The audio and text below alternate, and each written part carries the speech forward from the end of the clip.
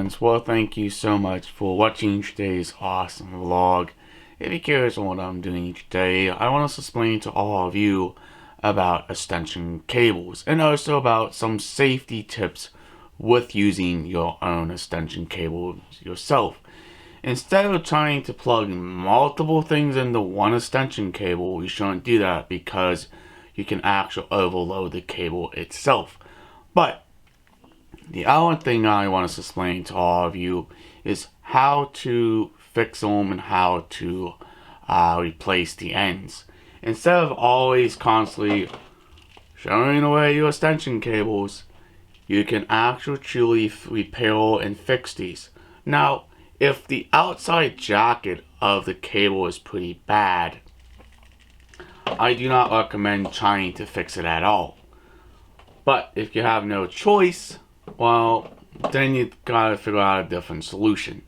You may just end up having to just buying a whole new cable. Now, let's explain about the female end of this plug. Every time you plug things in and out of it, what can happen over time is you can actually stress out the tabs on the inside of this plug itself. Now, this is a very good cable, should I say.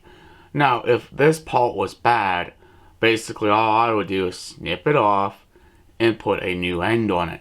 Now, remember, you have to get the one that is a water resistant style plug. Not one of those $5 ones. Is basically not a very good type of plug, should I say. Now, you have to understand, it's three types of wires inside of extension cable. You have your green ground for earth ground. You have your neutral as the white, and you have the black as your hot, should I say, on any extension cable. Now, a lot of people are going to say, well, Chris, you shouldn't be fixing them. You should be just throwing them away and buying new. Well, I don't do that because I like to try to repair my own stuff, should I say, and try to save a little bit of money instead of buying always a new extension cable. Now, sometimes you can also replace this end as well, should I say. Now, I know a lot of you are going to say, Chris, I'm not very knowledgeable of how to do that. That's why I just enjoy just buying new ones. Just get yourself a good quality extension cable. Yes, you might pay more for it, but it will last a very long time. Now, for example, like this one over here, I had a bad end on it, and I just basically replaced it with a couple outlets on it anyways. Instead of actual buying just a single end plug for it. And that's why I made this one this way. Now this one here, this is actual 12-2. This is actual a little bit thicker, should I say. That one there, that red cable is actual 14. Means it's only 14 gauge wire. Means it only can carry 15 amps. This one is 12 gauge. This one's a little bit thicker. Now, I had an issue with this one a long time ago. Instead of actually buying just the replacement end, I decided to replace it with a couple outlets so I can have actual 4 things I can plug into it. Now this one here can actually handle a little bit more load than that one. Now, some extension cables can have a max wattage of how many things you can actually plug into it. Okay, here's one of the little stickers here. Okay, see that says 15A, 125 volts, 1875 watts, and this is actually off of one of my extension cables. This actually came off, should I say. This actually tells you the wattage of the cable itself. Now, is it a way to fix these? Absolutely. Now, if the sheathing of the cable is very bad, or very nicked up and very damaged, well, I don't recommend trying to fix it. Now, some people have done with electrical tape and taped with electrical tape and stuff like that, but that also can cause a lot more problems.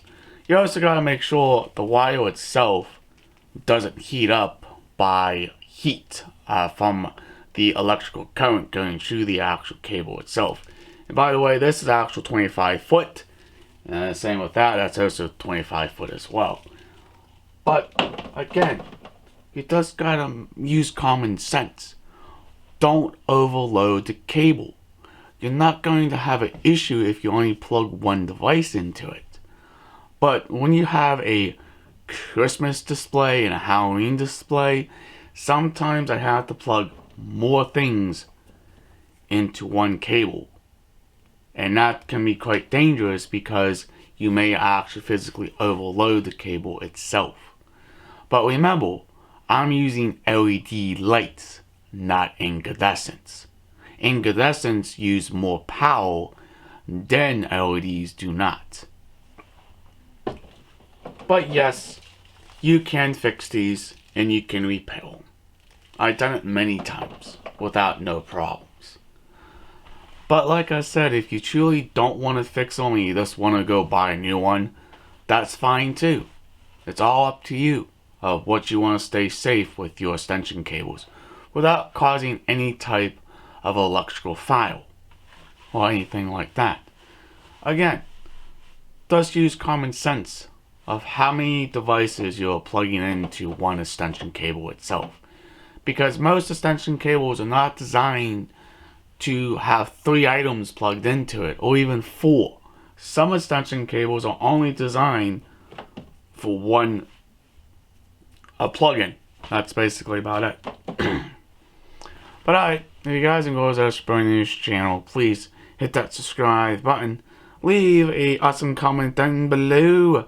Please like, please share. Peace out. We'll hopefully see you in a future vlog, and thank you so much for watching and have a very nice day. I hope I did my best to explain to all of you about extension cables and how you can use them the proper way. Peace.